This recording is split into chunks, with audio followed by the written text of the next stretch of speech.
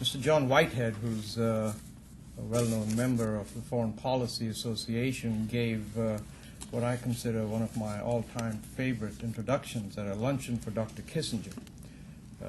And John said, he said, well, Mr. Kissinger, of course, needs no introduction, but he loves it so.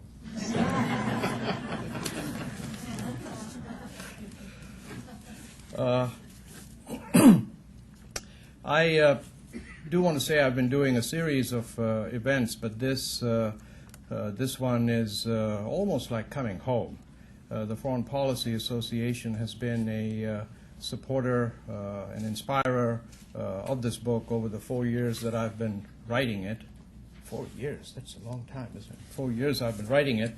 And members from the board, Noel Lateef, the president, the staff, they've just been outstanding help throughout this whole process. And I know many of you are members of the Foreign Policy Association, but it is, to me, the quintessential, nonpartisan, almost 100-year-old organization that tries to get Americans, everyone interested in foreign policy. And if you don't belong to the Foreign Policy Association, then you should. So I did want to thank the FPA for all the support that this book got from you. What I'm going to try and do is talk a little bit about what the book is, some of the main arguments in the book. I'm then going to talk about, for a few moments, how it came to be written. And then hopefully I've opened enough windows to where you'll then get into a Q&A and ask those questions for which I've been preparing for a month now.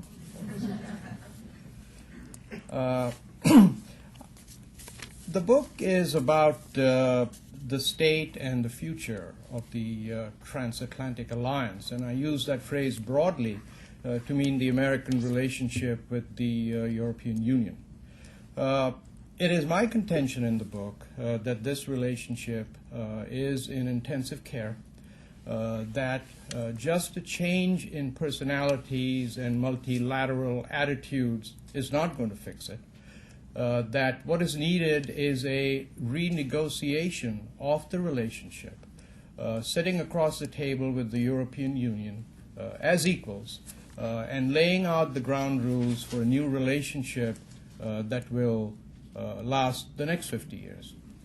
The point that I try to make in the book is that the rift between the erstwhile allies is due to a number of causes that were kept under control, if you will, by the mutual threat of nuclear destruction with the Soviet Union. The Cold War kept the lid on a lot of the differences, and with the Cold War now not there anymore, they began to surface, and during the lead up to the Iraqi war have surfaced with a rupture that will not be easy to fix.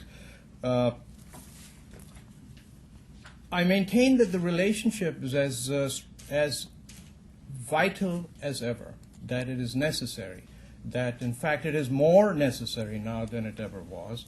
And the point I make is, and Mr. Bush Sr., one of the 10 leaders I talked to, spoke to this. He said, you know, the European Union is fast emerging as a economic and political power bloc. And is this the right time to disengage? It behooves us to engage with the European Union at this point and make sure that when they do emerge as a new entity, that it is more in partnership with us rather than in competition. So that's a reason that I put forward for the importance of the relationship. The second one has to do with the profound beliefs that are built into the DNA, if you will, of both sides. You look around the world, there are Europe and America are two or very few places where there is an understanding of who the individual is, an understanding of how an individual fits into society. Liberal democracy, freedom are built into the structure of both sides. And looking at the extremism, looking at the various forms of troubles that are around the world today, I maintain that the Allies together will be better able to build the structures that are necessary. Senator Hagel, another one of the interlocutors in my book, maintains that in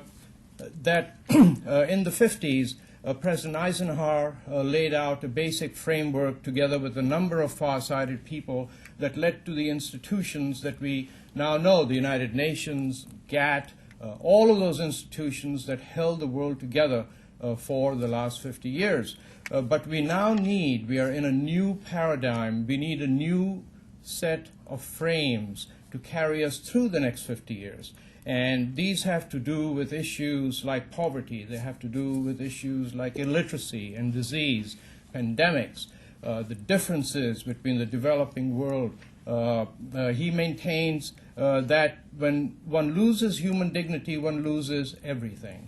Brent Scowcroft, another one of the interlocutors I talked to, says you have only to look at the state of affairs all the way from Mediterranean up to China, the lack of education, the poverty, and these are the issues that we now need to deal with. And I maintain in my book that the alliance will be able to do this better than any other structure of this kind. The third reason that I point to is the business relationship. Most people don't realize the enormous business relationship that ties the European Union and the United States together. This is I'm sure some of you may know, almost a $3 trillion relationship. 8 million Europeans and Americans work for each other's firms, just as many Americans work for European firms as Europeans work for American firms. Did I say that right? Americans work for European firms, equal number, the opposite around. Some statistics are valuable. There is more European Union investment in Texas alone than there is all of American investment in Japan and China combined. Worth thinking about. There are more, the headlines talk about China, talk about India, manufacturing jobs. American affiliates in Germany employ more workers in manufacturing by almost 90% than all American affiliates in China. Netherlands, more bottom line out of American affiliates than companies in China. This is a huge relationship, and should anything ever happen to it, it would cause a great deal of trouble. I wanted to bring this home a little bit. New York, the investment from the European Union is spread throughout the country. $39 billion is invested in New York. This accounts for 337,000 jobs. In my now home state of Vermont, $1 billion is invested from the European Union. There are 7,000 jobs that are counted for that. Half of these jobs are manufacturing jobs. These are the jobs that are slinking away, so it's very important that these jobs are 80% of the produce from Vermont from these manufacturing jobs is exported. So this relationship is huge. Now, it is so huge that I maintain that because of it, the rift is not as severe as it would have otherwise been. But it's not a given that it will always be that way. I would draw your attention back to 2003, where 2003, where steel tariffs, you may recall, were imposed on European products. And remember, the Europeans then selected a number of areas that would be of the greatest the political that would create the most political damage for a president then running, and gave the United States 30 days to dismantle those tariffs. And that's exactly what happened. Two other examples which are in a slightly lighter tone. A month before the Iraqi war, Saddam Hussein had decided that that oil, remember the oil for food program, that the oil in that program could only be purchased in euros. One of the first tenders that was put out after he was overthrown was for oil. And all of that was immediately changed, and the tenders reverted back to the dollar. You might know that all oil is denominated in dollars.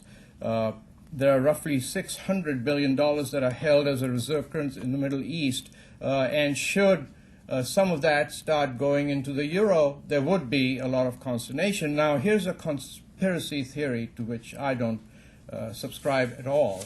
But last year, Iran licensed the beginning of a petroleum exchange that is denominated in, guess what, euros. And but I just throw those things out just to give you some idea of where. I'll just take one other area, and then I'll give you an idea of how the book came about. And this is the area of the global positioning satellites. Right, we all live with it now. Our cell phones have it. The American GPS is the standard of the world. Roughly $12 billion of business is done using the GPS signals. It's growing at 20% a year, and will for some time. The United States has the monopoly on it. Everyone in the world has to depend on the American satellite. Well, this monopoly is about to end. 3 years from now, the European satellite system called Galileo will be operational. And when that happens, that monopoly ends. Well, what happens to the business that depends on that monopoly? So even though this relationship is huge, and thank God it is huge, it is not a given that it will always remain that way. So let me now talk a little bit about how this book came to be. I used to run a company that set up financial software for international companies.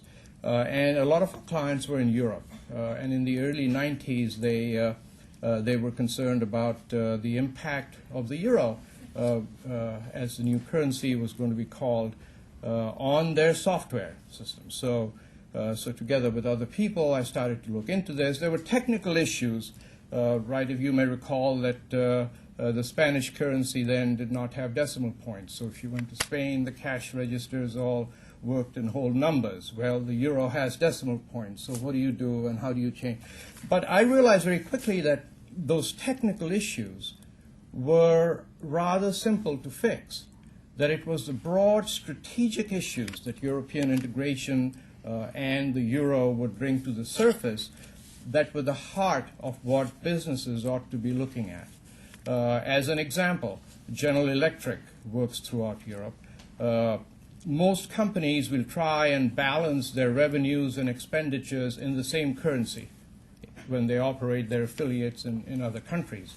Well, GE estimated that they would save about $65 million a year when the euro came into being, because they then would only have to raise one currency instead of Deutschmarks and French francs and so on. The same issues in pricing. You may recall that cars cost about 20% more in Southern Europe than they did in Central Europe. And though, how do you price this? So those were the strategic issues that were starting to surface. And I started to think about that. And from there, well, just as a comparison, when you came back here, the idea was that the euro would never be. The Wall Street Journal didn't run its editorial, the first editorial on the euro, if I remember correctly, about 8 months before the euro was launched. The Foreign Policy Association actually, together with my then company, did one of the earliest conferences on the impact of the euro on American business. I arranged a conference at the State Department roughly 6 months before the euro came into being. A lot of the Clinton cabinet people were there, and a remark made by the keynote speaker was that, to his knowledge, that was the first conference on the impact of the euro that had been held in Washington. So I got to thinking about why that would be so. And one of the conclusions I came to is that it is because in a lot of areas, America looks at Europe through what I call Anglo-tinted glasses. We tend to look at Europe in the way the Brits, and I use that word fondly. I have an enormous admiration for Britain. In fact, my wife thinks I always wish I was born in the Victorian age and so on. But as far as foreign policy is concerned, I came to realize that that is an enormous mistake, that we need to shift, in my opinion, and we can discuss this and talk about this during the Q&A session. I came to the conclusion that it would be far better, healthier for both Britain and America to transform the so-called special relationship with Britain to become a special relationship with the European Union. That the center of gravity had irrevocably shifted over the last 50 years to the European Union, and that's where our focus ought to be. I also maintain that it would have been very difficult to start the Iraqi war if that kind of special relationship had been in place at that point. So that's how I started to think about this. And then the lead up to the Iraqi war, we were at Dishley, the Foreign Policy Association, a number of us, and when we came back, this was 3 months after the invasion of Iraq. Do you remember how hot tempers were between the Europeans and the Americans? And the Foreign Policy Association had a dinner, their annual dinner, and the two key speakers there were Javier Solana and Colin Powell. Dinner begins. The West Point Band plays the American national anthem. Everyone rises. Finish. Everyone waits for the European Union's national anthem to be played. We wait. We wait. Nothing. We all sit down. But it turns out the Defense Department, State Department, don't recognize that national anthem. So as I understand it, they were given the option of playing a recorded national anthem, which really degrading choice, the Europeans had refused.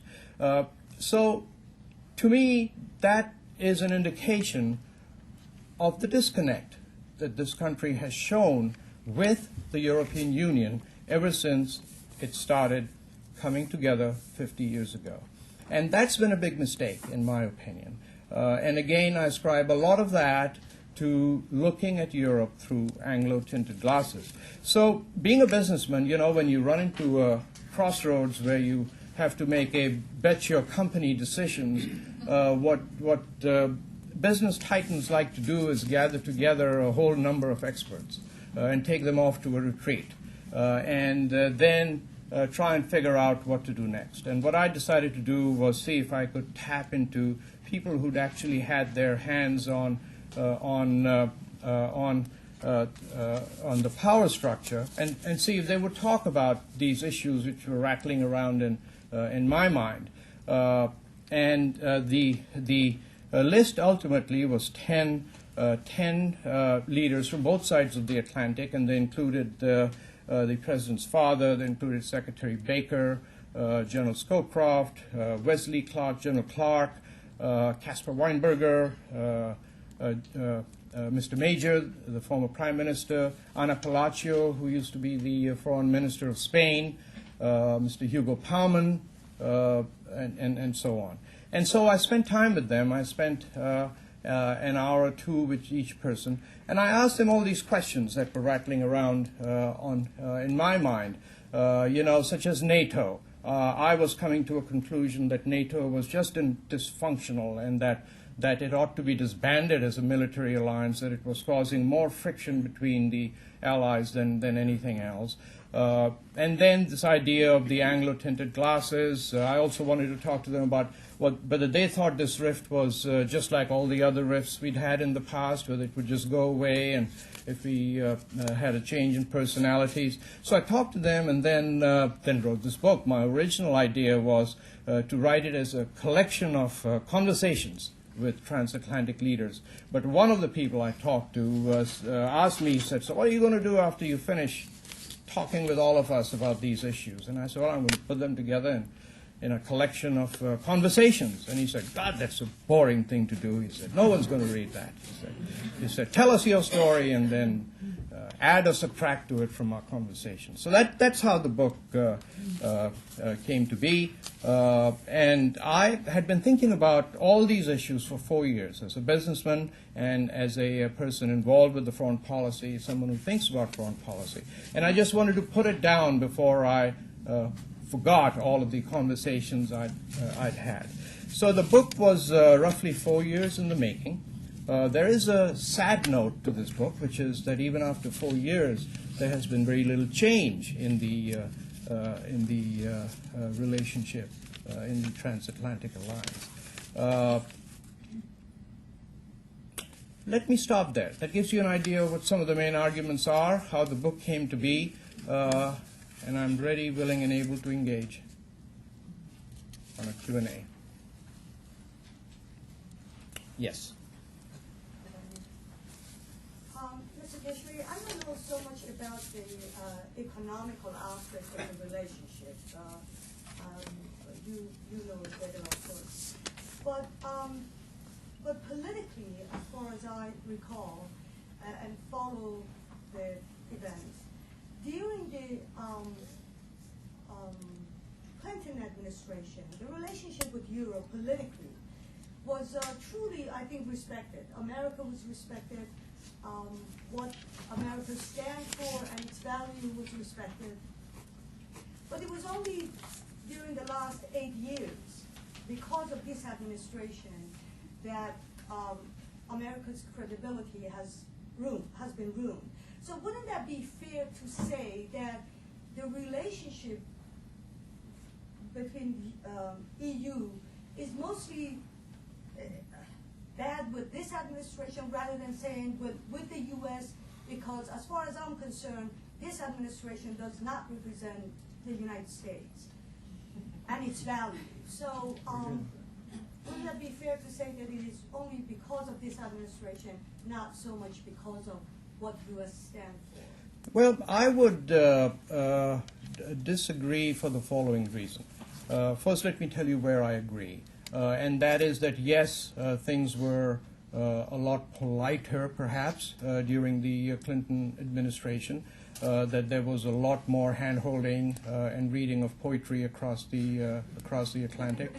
But I'm not certain that that extended very far down, if you drill down, extended very far into the substance area, for the reason that the European Union had actually, as you know, begun right in the 50s, right after the Second World War, and had been developing and growing and expanding and becoming more of a cohesive entity all of those years. And we just didn't engage as much with them as we had. If you will look back to the Clinton years, for example, there were some very serious spats. They had to do with privacy issues. They had to do with a number of issues that came up. There was a constant series. Genetic foods was another one. There were a constant series of issues that were dealt with.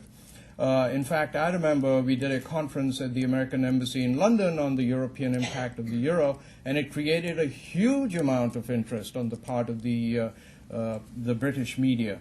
Everybody wanted to know, what does this mean? That is America's gaze shifting towards the other side of the Atlantic or not? In fact, the only statement I remember in support of the European single currency during that administration was, well, if it's good for the Europeans, it's good for us. That was kind of some extent of description of an event that I maintain is of historic proportions, that was changing the landscape, the European side. So I do agree that the temperatures were cooler, that there was more of a conversation going on, but I think that the disconnect had started much earlier, and there was very little done, even at that time, to connect it. Yes, sir.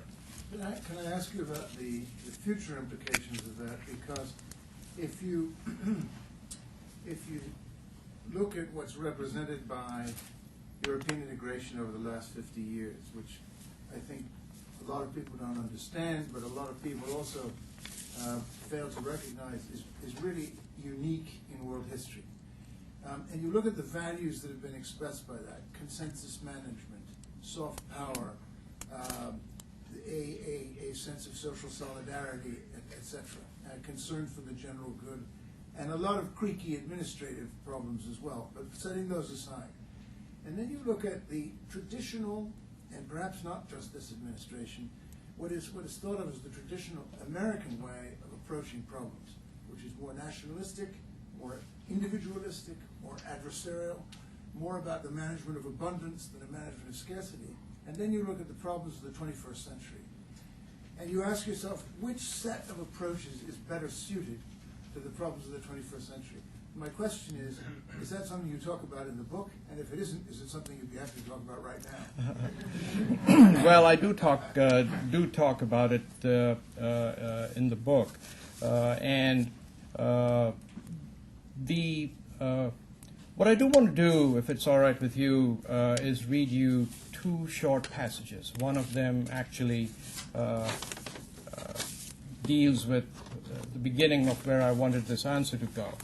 But one of the issues I maintain is that we've never really understood in the United States how deep the differences go in how the Europeans think and how we think in America. I'd like to read you a short passage. This is a conversation with Mr. Hugo Palman, who was the ambassador from the European Union to the United States. A very experienced diplomat. We were talking about some of the differences and so on. And I said, what about war? I said, here's a simple word, war. What do you think about? And here's what he says. He says, for the majority of the Americans, war is a kind of heroic event. Courageous young men go to a faraway land to fight what they consider to be the good cause, with all the technology and moral support the nation can muster, and determined to show the rest of the world what they're capable of. They return victorious, they are celebrated, even the families of those who are killed are proud that these men and women sacrificed their lives for the nation.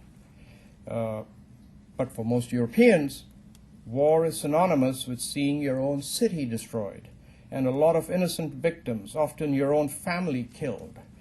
It is not a heroic event at all, he said. The American action represented the threat of a war and all of its horrors without a clearly defined target. He was talking about Iraq.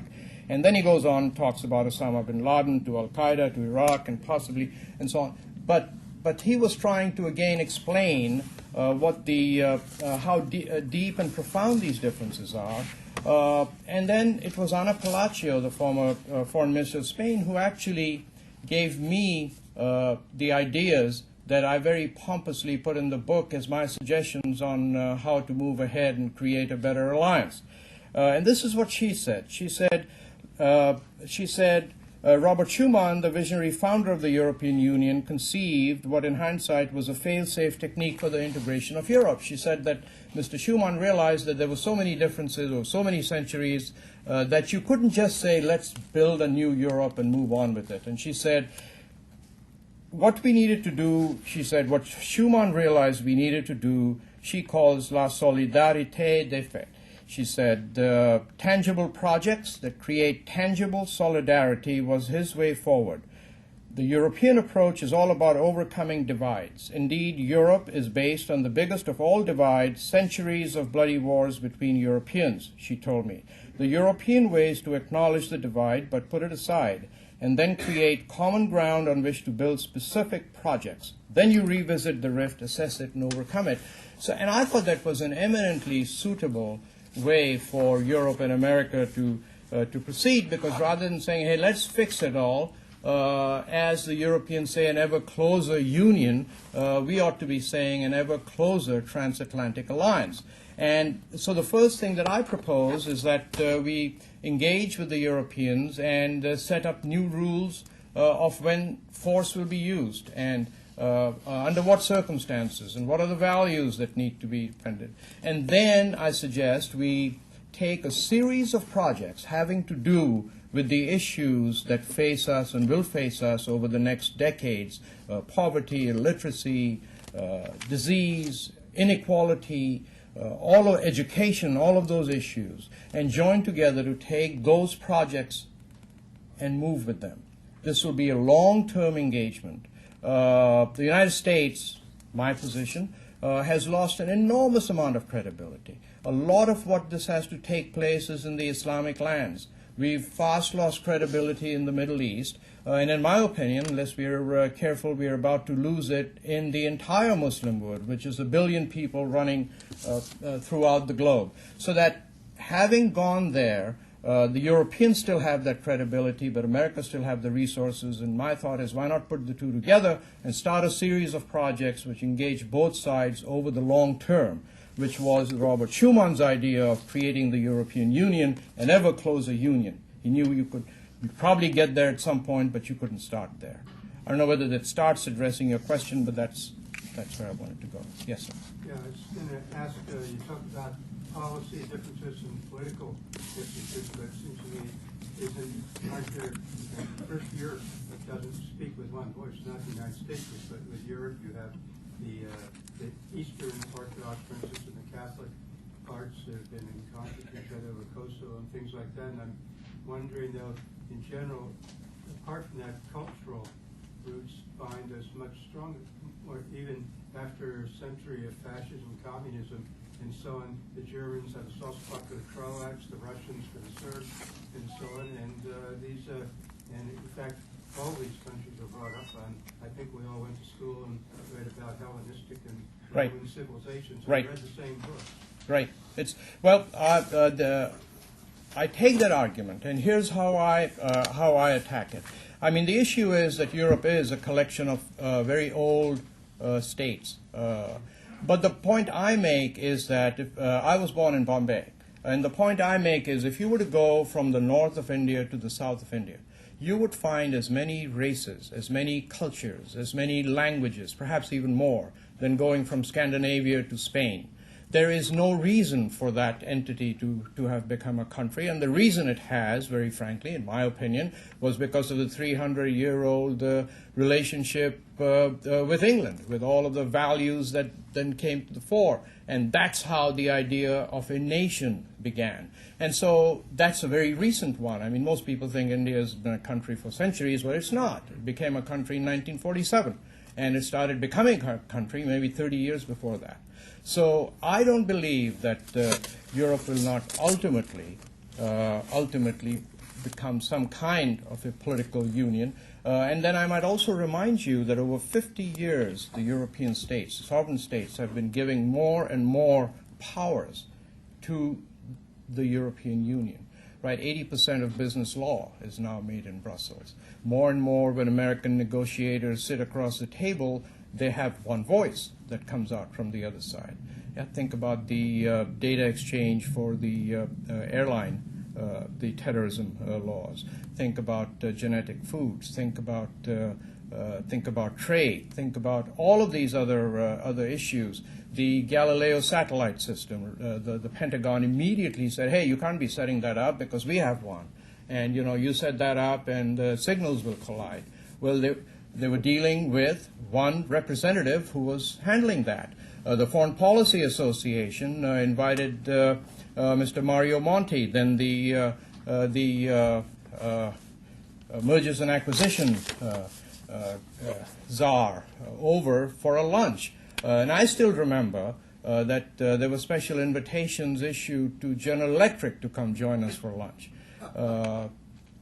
We didn't see anyone from there. They were obviously busy. But do you remember that General Electric was proposing to buy Honeywell, two American companies, right? And all the American authorities had passed on that and said, it's great. Well, the Europeans said, sorry, no. but there was one czar. So increasingly, Europe speaks with one voice. Mary. It seems to me that for instance, the Europeans, even though they want to be a major part in all, when there's a problem, they look to us. I was thinking of the Balkans. They didn't make much of an effort to do anything about that war. They expected us to do something. So, in a way, they create some of the problem of the divide between us because they seem to think we should be the ones to do the fighting and have the army, and they'll have their peace and their labor unions and womb-to-tomb care and all. And so I think you've got to get a connection between what they can have and what we can have closer together. Absolutely. The rules of engagement, as I call them.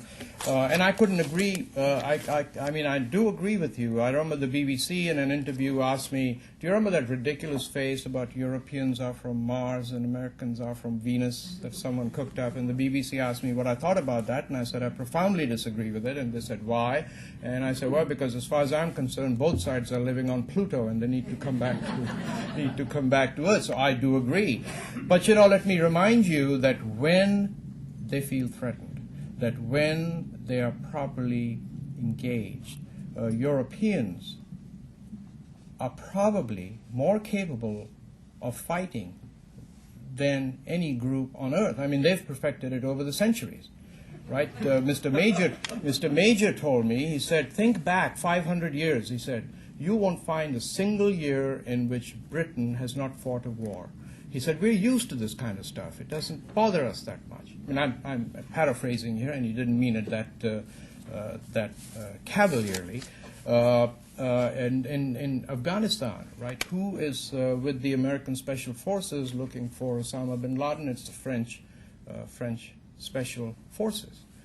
So yes, I do agree. But again, I go back that we should have engaged with them 40 years ago. All of this should have come up systematically to where it would have created a whole new frame that we could now use. But that's not happened. You talked about trying to heal the drift with kind of some of the smaller projects. Right. And I guess, how do you start doing that in a static environment where everything that's going on in the world isn't going on? That seems like maybe it's easier to do. But when we're where we are right now, where the drift is already widened because of the wars and terror, our respective efforts in fighting against terrorism and whatnot, how do you start to heal that drift? Well, it's going to be very difficult, as you so rightly point out. When I talked with Mr. Baker, to me, the senior Mr. Bush and Baker and Scowcroft represented some of the finest security team that this country's seen. So I said, hey, if you guys were in power right now, I said, wouldn't you call Mr. Chirac and say, hey, look, we're coming over for breakfast. Make a good omelet and let's talk about this. And he said, no. He said, things have just become far too personal at this point. So yes, I do agree. But we are the superpower. The United States is a superpower. And as a businessman, I think in very simple terms. I see nothing wrong with rolling in and saying, hey, things aren't going that well. I think we messed up a bit, but you guys did too, but maybe we messed up a little more. Let's sit down and work this out. We need to plan the next 50 years. That's how I think, and that's what I propose in the book. What kind of a role do you envisage for the United Nations in all of this? Enormous. In fact, one of the big differences that I found throughout my conversations and in conversations with just lay Europeans is that Europeans think in terms of a United Nations-centric world, not an American-centric world. And this is a huge difference. And I believe that the United Nations ought to be strengthened. I put that in the book. And I think that is one of the projects that needs to be worked on, is how do we strengthen the United Nations. The other project that I propose is once the two sides get together to talk about the rules of engagement, when will force be used and not used, that we disband the military side of NATO. To me, it creates a lot of issues because for those of you, and I'm sure all of you have read the charter of NATO, it mentions in the very first paragraph that NATO will be subservient to the Security Council. I'm paraphrasing now, but it says that it is the Security Council whose responsibility it is to maintain peace in the world, and that NATO is, new organization. Well, think about this. So if that is really true, NATO really cannot be used unless there's consensus between the European Union, the United States, and the United Nations, right? And so how does that come about with this rift? I further maintain that that with all of these issues with the Islamic world, that if we try to strengthen the United Nations, it will be one more example to the Muslims that this is, well, another Western way to encircle us. And then finally, it's an American-led operation. And I don't believe the Europeans are going to let it be an American-run operation and for it to continue to be what it is now. It's interesting, when the NATO agreement was being signed in Washington after many years of negotiation, everyone was in a happy mood. And the Marine band was playing at the ceremony. And Cole Porter was very popular then, and they started off, and their first song was, "It Ain't Necessarily So." Yes. The lady, please. Sorry, you're next. Could you talk about how competition over capital markets may affect U.S.-EU relations in the future, and how that will impact it? I'm not competent to get into the details of that. And all I will tell you is what one picks up from the scuttlebutt on Wall Street is that we just need to be very careful about regulations. We need to be careful about what we're doing going forward, because otherwise the power is shifting to London. Whether that is true, I don't know. A case in point on this is the series of conversations that are now going on the so-called Islamic bond.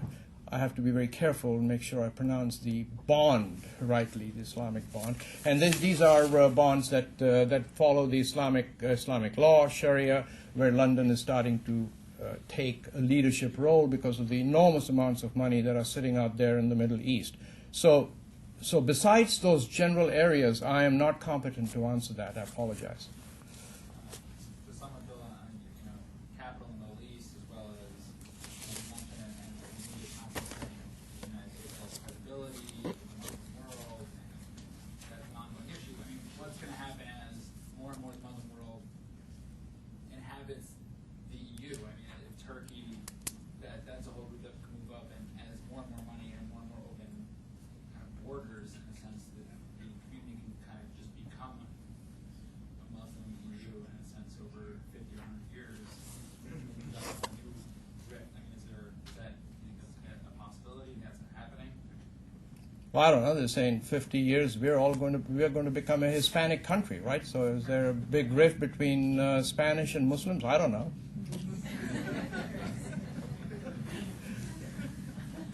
I like very much your story about the two anthems. Now let me suggest something else. A conference where you have the European saying something about planet Earth, about global warming, about the need to have carbon trades, about need to have a cap of emissions of renewable energy, and then the US is supposed to say something, and what we hear is, this is going to harm our economy. We don't play this anthem. Now, my question to you is very serious. After everything else that you've said, looking to the future, how is going to be possible to bring together the two sides of the ocean? Well, as I say, I've proposed a few ways in which I think it might be possible. But I was at an event earlier, late last week, and the question from the audience was, well, if things keep going this way, maybe that's the natural evolution of this relationship. That maybe we'll be left with the business relationship, but the other relationship will just go because the world moves on. But I don't believe that. I think the transatlantic relationship is enormously important for all of the reasons I've previously outlined. And I think it behooves America, behooves us, to be proactive in sitting down with the other side and laying out a new half century of working together. I mean, you think back to the leadership. You know, the United States has traditionally been a leader. We just have that in our DNA. But those leadership's been exercised with other countries. It has been exercised with other people, with consensus. That's what's changed. Senator Hagel pointed out, he said 40% of the world today doesn't know what Vietnam was. Forget about all the goodwill that America generated after the Second World War. They're basing their judgment on what they've seen in the last few years. So if that is the case, then we need to work on it, and I think we need to work on it together with the Europeans. The business world is rapidly shifting to China and India because 50 years from now, those are the two economies. And if you look at China, right, things are not as peaceful there. The curve may not be as smooth going forward. You look at India, right, 1 billion people, 200 million middle class. Well, what about the other 800 million? But this is the pool around the world from which extremists and terrorists, if they want to, get their recruits. So I think it's up to the Europeans and Americans pull together to create a new world. Yeah, but my question wasn't that. My question was about the physical environment that they worry about, but we destroy. So it's not working together. It's them working for planet Earth, and we work how to destroy it. Now, how do you bridge that? Because I'm participating in meetings that have to do with environmental issues. Yeah, I listened 2 days ago to the head of the UN Framework Convention on Climate Change speaking at the UN. He simply sees here a different planet. I mean, the anthem isn't played. The anthem of planet Earth isn't played. Maybe we'll get the answer tonight at the State of the Union. I understand there's going to be more on global warming and so on, but perhaps we can continue it on outside. I'm here as long as you want me to be. A couple more we can take. Yes, sir. The EU project started sort of 60 years ago in the minds of a few people, and as you say, it was sort of an incremental approach. Pick what works and then build on it, and over time. Yes. What do you see? Is it possible that there could be a similar vision for the future of the transatlantic relationship? I mean, go beyond this idea of just small projects as a roadmap, but is it worth setting out a sort of 60-year customs union economic area, like something transformative about this area that could be used as a roadmap to follow? That's a really good question, and I think that the recent proposal made by Angela Merkel from Germany about a free trade zone between the European Union and the United States has much to say for it. Now, there is an engagement that will keep everyone productively busy over a long haul. And then there are the others, the security issues and so on. And I do maintain that coming to an understanding of when force will be used, how will it be used, whether the United Nations will be at the center of it, well, is the place to start. Bill. You say that the opportunity for achievement of your objective is to be focused on tangible goals, projects which have definable objectives and allocation of resources. Haven't the Europeans given a good demonstration of leadership in respect of how they're proposing to deal with Iran's nuclear ambitions? We've been reluctantly dragged into it, but that would seem to be a focal point where there would be common interest. And in response to this other gentleman's comment, I think we have to humble the hegemon in order to open minds and recognize that we don't have the whole answer from the beginning. Yeah, I couldn't agree more. I mean, that's actually what I say in my book, is that it sounds really weird, but maybe hat in the hand is not that bad all the time. Realizing fully that superpowers don't do that, maybe we should. What do we lose? Question and then comments. Question. When you started writing this book in 2003, pretty dark days, and you were speaking to some very esteemed gentlemen who know a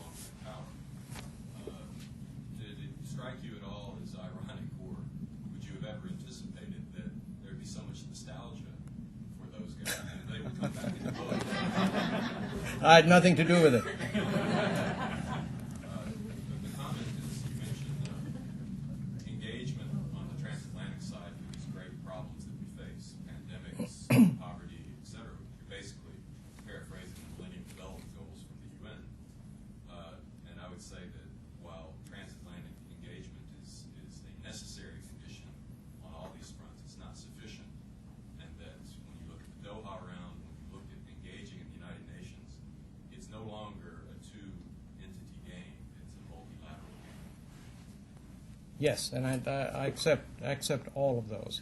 And hopefully the engagement within the UN on a much wider lens, through a much wider lens, will follow. I mean, I'm a strong believer in the UN, always have been, and I think it ought to be strengthened. Christopher Matthews with the European Commission was one of the people who I used to lean on in those days in the early 90s when information on the euro was almost absent on this side of the Atlantic. In fact, the BBC, when we did the conference with the Foreign Policy Association, I remember went to this nattily dressed gentleman on the street. This is mid-90s, and said, "What do you think of the euro?" And the guy said, "I like that idea of the new airline," he said. Let's take two more and then we'll close down if there are any. And I'm here for as long as you like to talk. Two of the powerhouse countries in the European Union are sort of experiencing some leadership change. Well, Angela Merkel has been in Germany for a while. She's rather pro-American, as you know. And in France, we have elections coming up in April. Nicolas Sarkozy wins, another pro-American leader might emerge there. I wonder, talking about the future of U.S. relations, how that might impact the relationship. Hard to tell. I really could not go there. I mean, the only given is that the Europeans have decided that they're going to have a European Union, and it's going to become a deeper and broader and continue to grow. I mean, that we know. We also know, and if we accept that the United States and the Europeans need to work together, then we ought to take steps to remedy that. People will come and people will go, but these institutions that have been established seem like they're going to go on forever. There's a poem to that effect somewhere. Yes, ma'am. Assuming that Great Britain decides to adopt the euro, which I've heard is becoming more likely because of, it makes it easier to pay taxes and if they want to continue to grow in capital markets. What will that do to the United States? Because I would assume then that that Great Britain would become much more tied in and there would be more of a separation with the United States. Well, I don't know how to head in that direction. What I will tell you is that the euro, which a lot of people poo-pooed, is on the upswing, right? There are more euro banknotes today than there are dollar notes. More bonds, more debt was generated in euros last year than generated in dollars. I'm still on the fence as far as Britain adopting the euro. My concern really is, it's for Britain as a sovereign country to decide what it wants to do. My concern really is that the American foreign policy lens not look at Europe through what I call Anglo-tinted glasses. Now, I might remind you when the European Union started the coal and steel community, the reason then given by Britain was, we couldn't possibly join that free market enterprise because Britain then was running along a socialist track. Well, the reason now is that, the Anglo-Saxon way of doing things is completely different. But be that as it may, this is a country with whom we will continue to have huge ties. There are military ties, intelligence ties, business ties, cultural ties, go very deep and very long. The narrow issue that I'm looking at, and I want to close with this quote from Dean Acheson, who to me was one of the great American secretaries of state who really wanted Britain to join the coal and steel community. And in his book called President the Creation, which if you've not read, I would recommend to you, he says, despite my earnest arguments, In the next few days, Britain made her great mistake of the post-war period by refusing to join in negotiating the Schuman Plan. From the bitter fruits of this mistake, both Britain and Europe are still suffering. So my thought is that doing that will help Britain, will help Europe, and certainly will help American foreign policy. I want to thank the Foreign Policy Association again for giving me this opportunity. I want to thank you, Jim, for that scintillating introduction. And I really want to thank all of you for taking the time to come here. It means a lot to me. Thank you very much.